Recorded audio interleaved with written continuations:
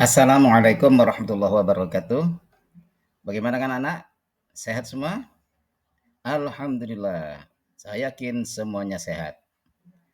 Baik, pada bagian yang kedua ini,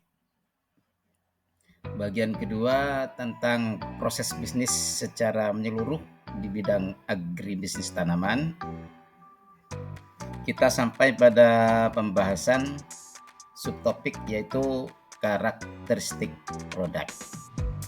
Untuk pembahasan ini kita batasi pada 2 poin pembahasan, yaitu yang pertama perencanaan produk dan yang kedua mata rantai pasok.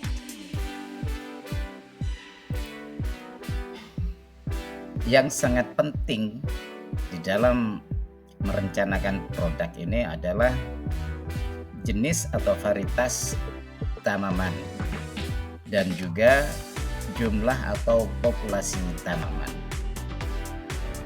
Jenis tanaman hendaknya disesuaikan dengan dukungan agroklimat di tempat berbudidaya.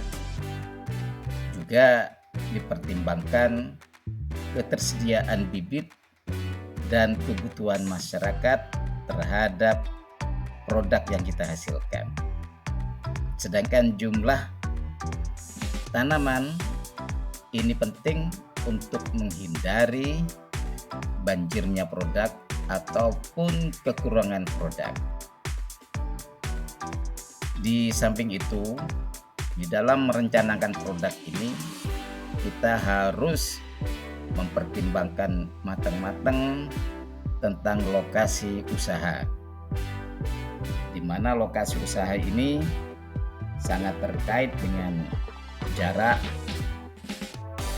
atau ketersediaan infrastruktur jalan misalnya, sumber air, dan daya dukung yang lainnya. Harus strategis, intinya lokasi usaha itu harus strategis.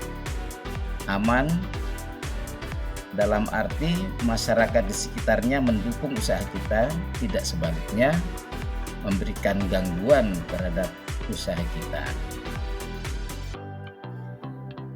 Perencanaan produk juga harus mengacu kepada standar kualitas produk yang dituntut oleh mitra kerja kita atau yang dituntut oleh kebutuhan pasar. Kita harus tunduk kepada standar mutu yang ditetapkan oleh user produk kita. Dan yang terpenting sekali lagi bahwa produk kita ini dijamin nantinya akan diserap secara maksimal oleh pasar, laku dijual di pasaran umum.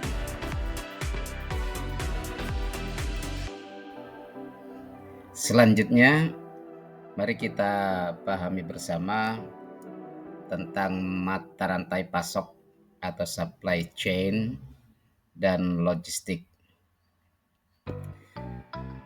Di dalam dunia bisnis, mata rantai pasok ini sudah pasti terjadi dan harus dilakukan. Hal ini untuk memastikan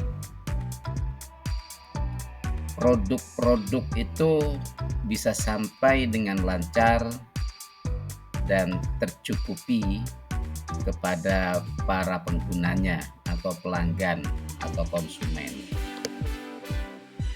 Jadi secara definisi mata rantai pasok atau supply chain itu sebuah jaringan pemasok manufaktur, perakitan, distribusi, dan fasilitas logistik yang melakukan fungsi pengadaan bahan, mentransformasi, dan pendistribusian produk-produk kepada konsumen atau pelanggan. Sedangkan logistik adalah tata kelola kegiatan penyimpanan, pemeliharaan, dan penyaluran serta penghapusan beberapa barang atau alat tertentu yang bermanfaat untuk menjelaskan alur barang mulai dari awal produksi hingga dikirimkan kepada konsumen. Sebagai gambaran untuk memahami supply chain ini, coba diperhatikan gambar berikut ini. Misalnya ya, kita selaku produsen atau selaku petani atau penangkar benih, katakanlah menangkarkan benih jagung. Benih-benih jagung yang kita produksi itu kemudian kita setorkan kepada pengumpul, ya.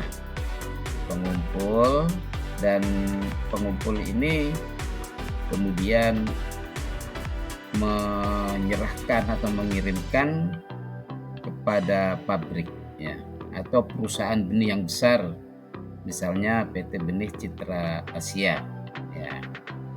Maka benih jagung ini di dalam factory ini akan diproses menjadi produk yang terjamin kualitasnya sehingga layak untuk disalurkan. Maka benih itu kemudian disalurkan kepada konsumen, tetapi melalui distributor dulu, ya, atau grosir. Dan distributor ini kemudian mengirimkan kepada toko-toko atau kios-kios, ya, toko-toko retail, dan petani sebagai pengguna mendapatkan benih jagung itu dari toko ini. Nah, ini rantai supply, ya, atau rantai pasok contohnya. Jadi supply chain ini memiliki fokus pada alur distribusi agar pengadaan barang dan pengirimannya ini berjalan lancar sampai kepada konsumen. Sedangkan logistik lebih berfokus pada strategi dan koordinasi antara pemasaran dan bagian produsen.